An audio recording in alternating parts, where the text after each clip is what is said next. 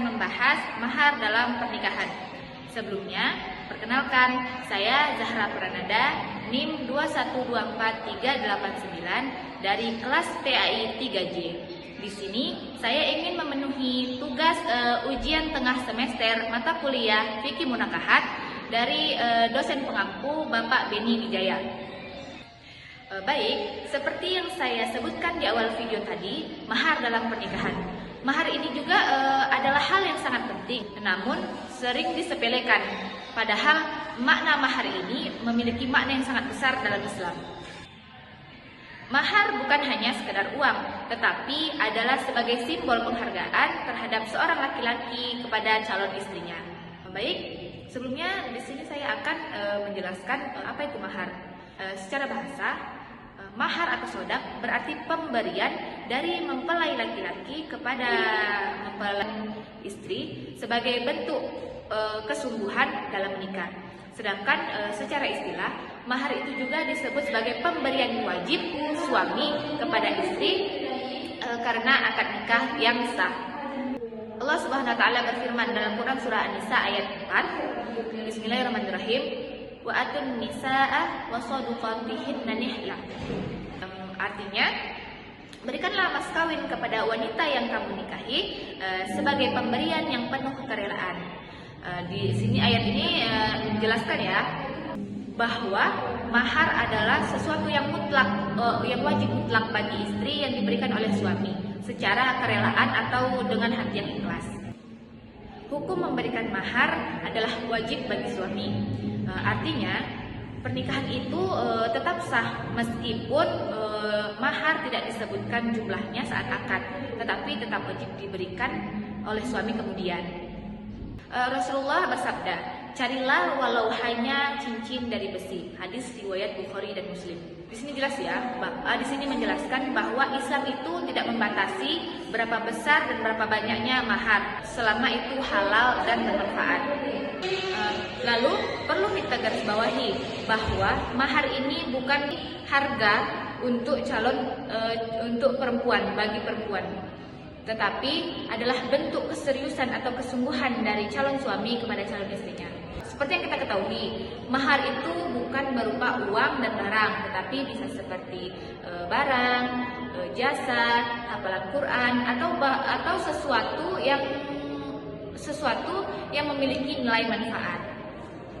Contohnya, dahulu Rasulullah SAW pernah menikahkan seorang sahabatnya dengan mahar hanya berupa hafalan ayat Quran yang dimilikinya.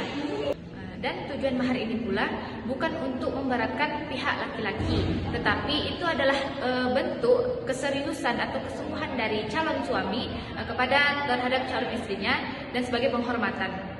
Baik, di sini saya akan menyampaikan macam-macam mahar. Yang pertama itu ada mahar musamma.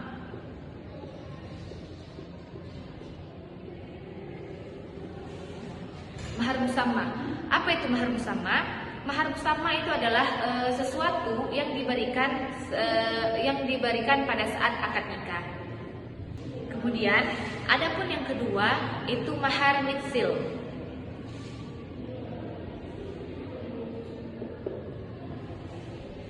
Apa itu mahar mitsil?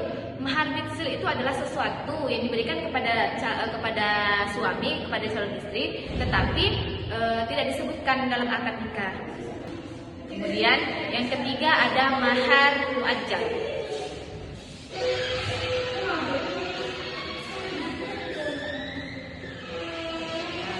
Mahar muajjal ini adalah sesuatu ataupun misalnya bisa berupa uang yang dibayarkan tunai saat akad nikah berlangsung. Selanjutnya, ada pun yang terakhir itu mahar muakhir.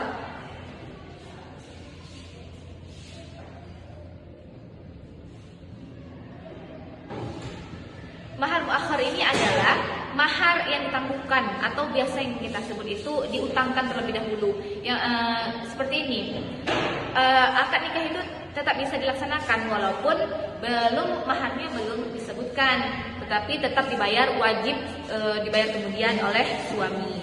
Rasulullah SAW bersabda, sebaik-baik wanita adalah yang paling murah maharnya. Maksudnya di sini adalah semakin murah maharnya, maka semakin berkah pernikahannya. Karena yang terpenting dalam pernikahan itu adalah niat serta komitmen ingin membangun keluarga yang sakinah, mawaddah, dan warahmah. Sudah jelas ya bahwa Islam itu tidak mempersulit masalah mahar. Lainnya tidak harus besar. Yang penting ada dan disepakati oleh kerelaan dan oleh kedua belah pihak. Demikianlah pembahasan singkat mengenai mahar dalam pernikahan. Semoga kita semua bisa memahami bahwa mahar bukan hanya sekedar formalitas, tetapi simbol kasih sayang dan penghormatan dalam ikatan suci pernikahan. Saya akhiri, wabillahi taufiq wal hidayah, waridha wal inayah. Wassalamualaikum warahmatullahi wabarakatuh.